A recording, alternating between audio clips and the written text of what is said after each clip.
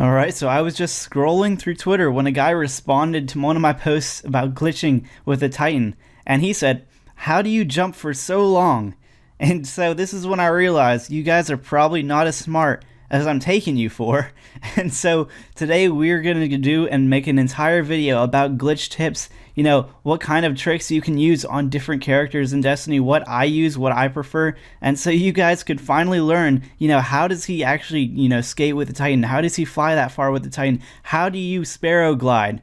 Hopefully you will understand by the end of this, what you need to glitch, how do you actually glitch, and well, let's just get started. Up on the screen, I've put up all the timestamps of what we're covering in this video, and so feel free to pause right now and take a look at those timestamps. Maybe we've already reviewed some of these. Maybe you already know that Titans have an awesome jump and a super that can use to be glitched, that Hunters can have a jump and a super, that Warlocks have a grenade that can be abused, that Ricochet Rounds are good for you, that Sparrow Flying can be used, that you can use third-person mode and mobility. If you already know all of these things, we'll just close out of the video. But if you don't know some of these, just skip to these time zones or just continue with watching. And so let's just start out with the Titan. What we have is Lion Rampants, Catapult Lift, and a sword. And that's all you need to do this kind of Titan flying thing where we go super far. And this is not really that hard at all. Just Lion Rampants, Catapult Lift, and a sword. I can list it off 100 times over. This is actually just what you need. Those are the bare necessities, and I'm not going to even trick you guys here. All of these are actual glitches I use in my glitch videos. You can see I post a thumbnail of every single video I've used the glitches for. And so what you want to do for this is you want to press RB, A, RB, A, and just continue with that pattern. And basically what that does is you're just swiping your sword and then jumping again and swiping your sword and jumping again. And that makes you kind of go forward and not lose your jump, and you can continue doing that pretty much infinitely on a Titan. And now the Titan is also useful because its super is so dang good. Now the Code of the Missile, which is the middle tree on a Titan, actually lets us get through small crevices that you would only be able to crouch through otherwise. But with Titans with the Code of the Missile, it makes your player character smaller, and we can just end up going through small, tiny holes like that. And that's super useful for all kinds of glitches, including this Citadel out of map glitch. We can easily get out of map just using that simple Titan super right there. And now for our next trick for Hunters, what you want to know about the Hunter's jump is that the Hunter jump is very overpowered when it comes to going out of barriers. It can easily push up against barriers, and that jump would have been kind of hard for a Warlock or a Titan to make, but a Hunter can easily rock it out just by jumping twice.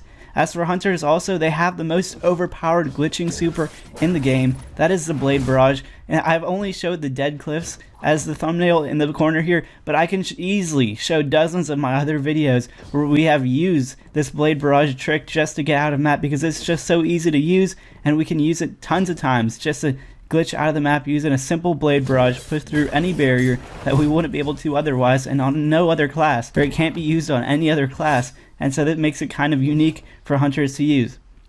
As for Warlocks, there's not really anything special about the jump, but what is special about Warlocks is that you guys have the Divine Protection perk on your Dawn Blade super, and what this perk does is actually you can hold your left bumper or whatever I'm not sure what it is on PC, but basically you hold that and you can hold your nade and easily climb up to places you've never seen before. You can easily get hit back by a Cabal guy. I don't have a thumbnail on the course of this video because I do not own this video. This is just some random guy helping us out with his Warlock grenades. I do not own a Warlock myself. And now one of the final things I want to talk about is actually Ricochet Rounds. These things will actually make you very easily game end your character if you're stuck in a tight spot. Maybe you're in a spot you want to get out of. Maybe you're stuck in a hole or something. Maybe you are just wanting to reset to your very last checkpoint when you're out of map. Well, Ricochet Rounds are for you. They're the simplest way to actually game end your character and respawn without actually having to jump off the edge or anything like that. Now another thing Ricochet Rounds are actually very useful for is not only game ending yourself, but also you can use it to check if stuff is real in Destiny 2. And you might not think, this is a problem, inside of the map, but definitely when outside of the map, there's a bunch of fake stuff that you need to check if it's real or not before you try to jump on it. And so this doesn't work 100% of the time, but usually when you shoot stuff, The real stuff actually responds to your bullet holes, but fake stuff will not. As you see, these leaves, they do not reflect bullets at all, and so we know those leaves are fake, and we can pass through them just like in fake objects. And now for Sparrow Flying. Sparrow Flying, what you're looking for is this perk right here at the very bottom. This vehicle has improved dodging from side to side. Now this Sparrow Flying perk will actually make you be able to Sparrow Fly in the first place. This is just like the one perk you want, and so go into your collections, just keep getting sparrows out of your inventory, and hopefully when you inspect all your sparrows, one of the sparrows you got will have one of these perks if you don't already have it already. And so just look around all of your sparrows, look for this perk, and improve dodging from side to side, and it should be on one of your sparrows. It is on this one for me, and so we can just put it on, and as you can see, the perk is actually called Veneer Thrusters. And so if you have that perk, you can use it for Sparrow Flying, and I'm going to show you how to Sparrow Fly right now. Now what you want to do is you just want to hold down left on your movement sticks or whatever you're using, PC or console, as soon as you summon your Sparrow, and then press RB twice. And what you want to do from there is you want to, every time your Sparrow comes up like this, you see whenever we have our Sparrow pointing in the right direction towards where you want to go, you want to press RB so your Sparrow dodges up in that direction. Make sure it has to go up, otherwise you will go towards the ground. And when your Sparrow flips around, you want to do LB, because how the Sparrow is oriented will actually send yourself still going in that right upward diagonal angle.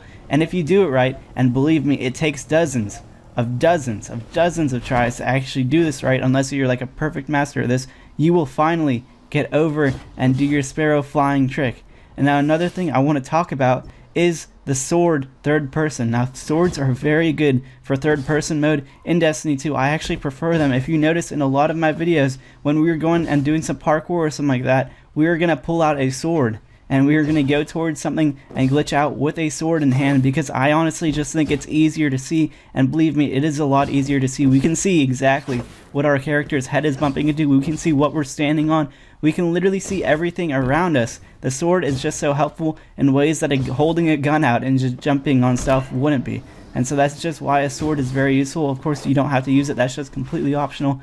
As for mobility, I just want to talk about the myth of mobility. I've covered this in another video before, but basically what you just saw was that mobility really has not that much of an effect on jumping, and so there's really no need for mobility when we are glitching out of the map. What mobility actually helps out really a lot is walk speed and strafe speed, and we have no need for either of those when we are glitching out of the map.